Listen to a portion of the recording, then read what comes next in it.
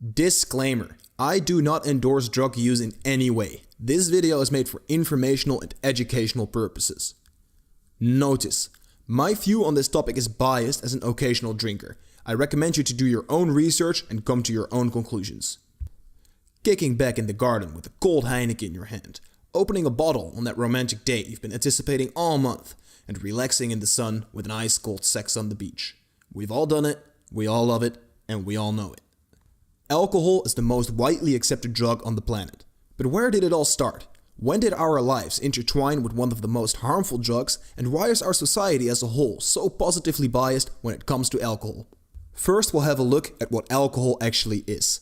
Ethanol, which is the scientific name of the alcohol that we drink, is a psychoactive compound that is made through a natural process of fermentation. In the process of ethanol fermentation, yeast will break up glucose into ethanol and carbon dioxide. Mankind has known this process for a long time, with alcohol consumption dating back almost 10,000 years. It wasn't until much later, around the year 1100, that a medical school in Italy started using distilled alcohol. Whereas fermentation is a more natural process, distillation requires human intent and some basic science. Because alcohol becomes toxic to yeast at around 15%, it's impossible for the yeast to create a higher alcohol percentage than that. It would literally be suicide. But separating the alcohol from water by distilling it, a process where you evaporate and condense the liquids, allows you to concentrate alcohol into a whopping 95.5%. Think about that the next time you take a shot of tequila. So now we have our alcohol. But what does it actually do? After you ingest alcohol, it gets absorbed into the bloodstream. The alcohol that is transported by the blood will dissolve into every tissue of the body except for fat, as alcohol is not fat soluble. When the alcohol hits the brain, the magic starts. Alcohol will primarily increase the effects of the neurotransmitter GABA, which results into suppressed activity of the nervous system. This is also the reason that excessive alcohol use can be fatal. Your brain gets numbed so much, it simply forgets to breathe. Alcohol will also have a direct effect on the glycine, acetylcholine, glutamate, and serotonin systems. Which brings us to the most important and most neglected aspect of alcohol: the risks. The question, are there any risks to alcohol, would be a dumb one to ask, with the better question being, how many risks are there to alcohol? First, we'll have a look at the physical level.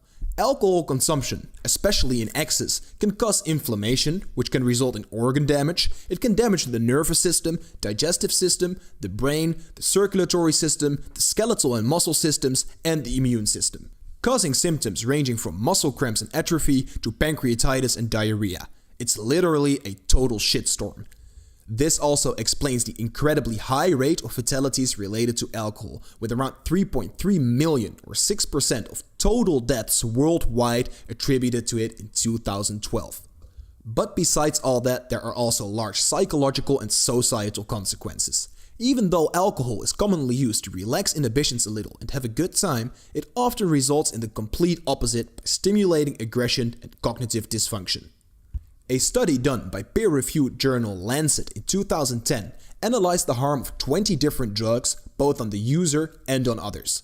Alcohol was ranked as the most harmful with a score of 72, almost 20 points above the second place, which was heroin. I think this goes to show just how underrated alcohol risks are and that we should take them very seriously. But it's time to look a bit more at the sunny side. Since alcohol is so widely regulated, there is no reason for you to test your alcohol. Unless you're planning to pick up a bottle of shady-looking Mexican rum, you should be fine. Which brings us to the set and setting in which to use alcohol. Drinking definitely falls under the category of drug that enhances social settings, at least to a certain degree.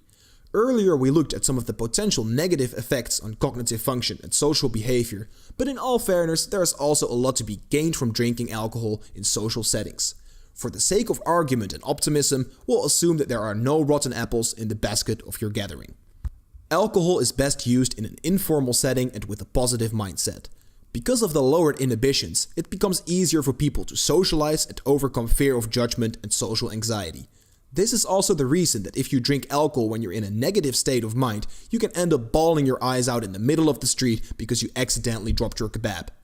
There is also plenty of people that like to drink by themselves. And though you should be wary of escaping reality and drinking too much, 1 or 2 glasses can definitely help you relax, wind down from a long day, and ease you into sleep. So let's have a closer look at the right dosage for consumption. Just to be clear for all you boofing fanatics out there, we're talking about oral consumption here, so please don't shoot this amount up your butt. Like with any other substance, weight, age and sex should be taken into consideration. A 50 kilogram 16-year-old girl will not be able to drink the same as a 150 kilogram 40-year-old guy. However, a rule of thumb is usually that 1 alcohol unit daily, which is approximately a regular drink, is safe for women and around 2 for men. There are even some potential health benefits to low doses of alcohol, but if your aim is to become healthier, it's probably easier to find different lifestyle choices that have better results without the risk of abuse. Drinking anything over the recommended dose will always result in damage. Obviously, the damage of 5 glasses will be less than those of 10, but it will be damage nonetheless. Depending on your drinking speed, around 15 glasses of alcohol could already potentially be lethal. So there you are. A living room full of people, a deck of cards spread out on the table, and a big shot of vodka in the middle. Unfortunately, you messed up and broke the circle and have to chuck the whole thing down. But don't worry, we'll have a quick walkthrough of what to expect before you fall over. The first couple of drinks, your body will get warmer, you will feel more relaxed and perhaps a little more courageous. Conversations tend to flow a lot more natural with a lot less effort and your confidence gets a little boost. Add another couple of drinks and you'll start explaining to people how you could beat Roger Federer in a tennis competition. Add another couple and by the time you're going to demonstrate your ultimate topspin technique, you'll miss the ball, throw your racket through a window and fall into your best mate who's making out with a fat chick. Oh, the beauty of booze. Alright, let's have a more objective look into the wanted and unwanted side effects of alcohol. Some of the wanted side effects are lowered social inhibitions, increased body heat, feeling relaxed, increased courage, and falling asleep easier. Some of the unwanted effects are slurred speech, aggression, decreased reaction time, trouble hearing and seeing, vomiting, and loss of consciousness. When it comes to redosing and coming down, it's probably wise to take into account the time it takes for your liver to metabolize alcohol. On average, your liver will break down about 90% of the alcohol, with the other 10% excreted through urine and sweat at a pace of approximately 10 grams per hour. A 330 milliliter beer contains about 14 grams of alcohol, meaning it will take your liver almost 1.5 hours to break it down. You can use this method to calculate for how long after drinking you will still be under influence and how long you have to wait between drinks if you want to completely sober up. For example, drinking 10 beers from Friday 8 PM to 1 AM will leave you under influence till 11 AM the next day. It's completely fine if you want to do this and you have all right to, but please be aware. It can keep you out of a lot of trouble. We may have put alcohol in quite a dark light today, so we'll give it a little redemption by looking at its medical applications. Alcohol is widely used in medicine as a disinfectant, but unfortunately there is no medical application of ingesting alcohol, with the exception of being a backup for fomepizole in methanol or glycol toxicity. Considering the time we've had to study alcohol, we're probably not going to find much more. So yeah, back into the dark light you go.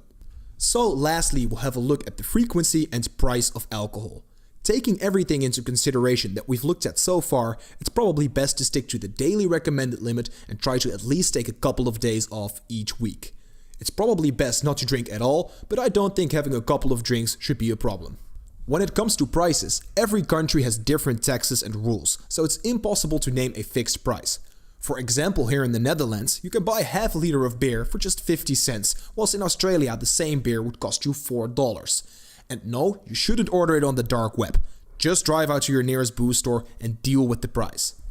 Thank you so much for watching. If you enjoyed this video, don't forget to subscribe down below, and most importantly, don't puke all over your in-laws' couch.